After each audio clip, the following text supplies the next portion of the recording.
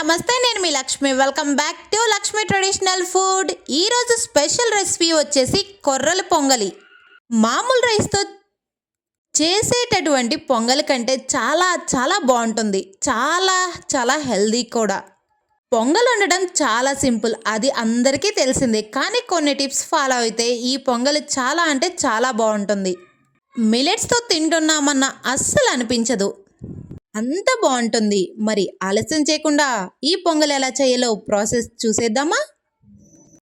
నేనైతే 2 గ్లాసుల కొర్రలు తీసుకుంటున్నాను. సామలు కొర్రలు కొంచెం దగ్గరగానే ఉంటాయండి. చూసారు కదా, కొర్రలు ఇలా ఉంటాయి. నీళ్ళు పోసుకొని ఒక నైట్ అంతా నానబెట్టుకోవాలి. అప్పుడే దీని టేస్ట్ చాలా అంటే చాలా బాగుంటుంది. మామూలుగా కొంతమంది 4 గంటలు నానినా సరిపోతుంది అంటున్నారు. నాకైతే అలా కంటే 1 డే అంతా నానితేనే బాగుంటుంది అనిపిస్తుంది. నీళ్ళు పోసి నానబెట్టుకుందాం.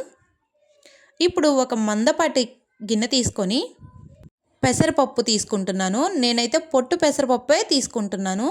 ఇవి ఒక 15 నిమిషాలు సిమ్లో పెట్టుకొని బాగా వేయించాలి. దోరగా మంచి కలర్ వచ్చే వరకు వేయించాలి. అప్పుడే దీని టేస్ట్ అయితే చాలా అంటే చాలా బాగుంటుంది. చూసారు కదా, ఈ విధంగా వేగితే సరిపోతుంది. ఇప్పుడు స్టవ్ ఆఫ్ చేసుకొని గిన్నె పక్కకు తీసి ఈ గిన్నెలోనే కొన్ని నీళ్ళు యాడ్ చేసుకుందాం. ఇవి 2 సార్లు కడిగి వంపేసుకుందాం. ఇప్పుడు ఒక కుక్కర్ గిన్నె తీసుకొని దాంట్లో వేయించుకొని పెట్టుకున్నాం కదా, ఆ పెసరపప్పుని తీసుకుందాం. మనం ఆల్రెడీ రాత్రంతా నానబెట్టిన కొర్రలు ఉన్నాయి కదా, అవి కూడా నీళ్ళని వంపేసుకొని ఈ కుక్కర్లోకి యాడ్ చేసుకుందాం.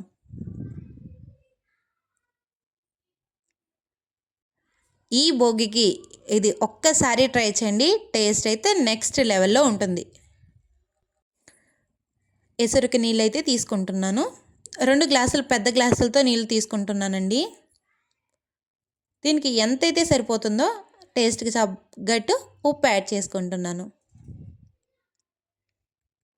పొంగలి ఎప్పుడూ ఒకేలా కాకుండా ఇలా డిఫరెంట్గా ట్రై చేయండి. చాలా అంటే చాలా హెల్దీ, చాలా బాగుంటుంది. సో మూత పెట్టేసుకొని 4 విజిల్లు అయితే రానిచ్చేద్దాం. ఇప్పుడు ఒక చిన్న తిరగమాత కోసం గిన్నె తీసుకుంటున్నాను. నెయ్యి యాడ్ చేసుకుంటున్నాను. నెయ్యి ఇష్టం లేని వాళ్ళు ఆయిల్ అయినా యాడ్ చేసుకోవచ్చు. నెయ్యి కొంచెం పొంగొచ్చిన తర్వాత జీలకర్ర, దీంట్లో మెయిన్ ఇంగ్రీడియంట్స్ మిరియాలండి,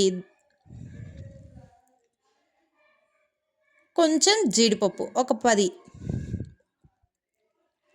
2 కట్ చేసుకున్న శనగ అంటే మిడిల్లో కట్ చేసుకున్న పచ్చిమిరపకాయలు, ఇవి కొంచెం ఆగాలి. దీంట్లో ఇంగువ వేయడం చాలా అంటే చాలా ఇంపార్టెంట్. ఇంగువ వేయడం వల్ల దాని స్మెల్ కానీ ఫ్లేవర్ కానీ చాలా అంటే చాలా బాగుంటుందండి.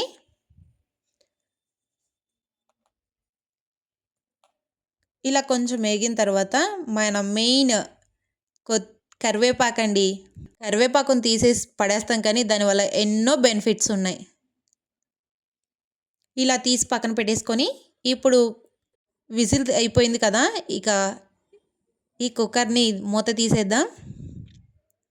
చూసారు కదా ఎంత మెత్తగా ఉడికిందో. దీన్ని ఒక్కసారి పప్పు గుత్తుంటే పప్పు గుత్తి లేదా గెరెట్తోటే ఒకసారి అలా మెత్తగా అన్నారంటే సరిపోతుంది. ఇంకా మన ఛానల్ ఎవరన్నా చూస్తూ లైక్ చేయడం మర్చిపోయి ఉంటే లైక్ చేయండి, సబ్స్క్రైబ్ చేయండి, బెల్ ఐకాన్ యాక్టివేట్ చేయండి. మరిన్ని ఇంట్రెస్టింగ్ వీడియోస్ కోసం మన ఛానల్ సబ్స్క్రైబ్ చేయండి. మళ్ళీ మీ ముందుకు వచ్చేదాకా మన ఛానల్ని చూస్తూ ఉండండి. మీకు ఏమేమి వంటకాలు కావాలో కామెంట్ సెక్షన్లో కామెంట్ చేయండి. మనం ఆల్రెడీ తిరగమాత రెడీ చేసుకున్నాం కదా, ఆ తిరగమాత అంతా దీంట్లోకి యాడ్ చేసుకోవాలి.